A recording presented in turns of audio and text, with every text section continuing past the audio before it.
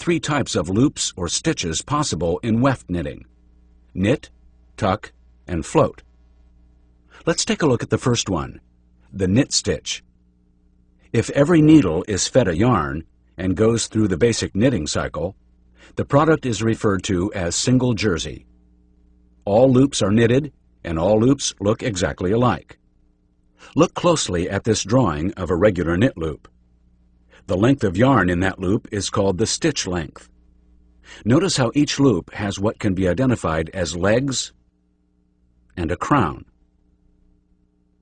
The fabric at the left is technically the face side, and the stitches have an overall vertical appearance. On this side you see primarily legs rather than crown. The fabric at the right is technically the back, which takes on a horizontal appearance. In this view you see mainly crowns.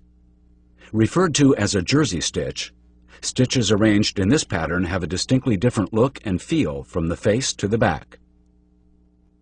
Another type of stitch is referred to as the tuck stitch, because one yarn is tucked behind another and hides.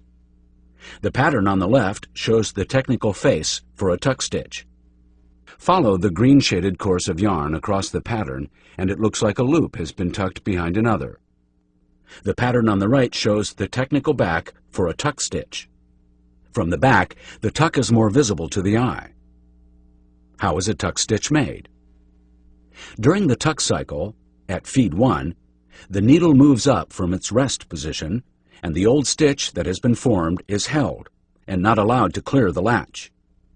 Yet the needle moves up far enough to grab a second yarn, which is put into a tuck position. Both yarns are then kept at the rest position. The knit cycle occurs with the next feed of yarn. At this time, both yarns are cleared. A new yarn is fed and pulled through both the held and tuck loops, forming a tuck stitch. The stress caused by holding one elongated stitch for an extra course causes more length shrinkage, but less in width than a regular knitted stitch. The tuck loop makes the fabric wider and thicker and slightly less extensible. What is the overall structural effect of tucks on knits? Tuck stitches can give a fabric a cellular afloat, which is also called a misstitch. The drawing on the left is a technical face. On the face, in the middle course of yarn and middle wale, it looks like the machine has hidden the colored yarn in the back. It is not captured or knit with any other stitch. This is the float or misstitch. On the technical back, you can see how the loop floats.